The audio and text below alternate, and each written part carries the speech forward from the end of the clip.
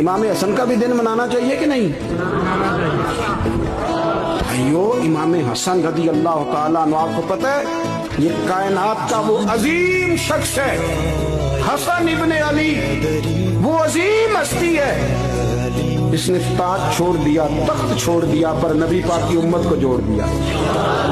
नबी करीम ने इनको अपने साथ बिठा के कहा था, सही बुखारी में मौजूद है, कहा ये मेरा बेटा हसन सैयद है, या मुसलमानों की दो जमातें लड़ेगी तो ये सुलह कराएगा। हजरत इमाम हसन ने तख्त छोड़ा, ताज छोड़ा, लेकिन मुसलमानों को आपस में इतनी बड़ी कुर्बानी, इतनी बड़ी कुर्बानी।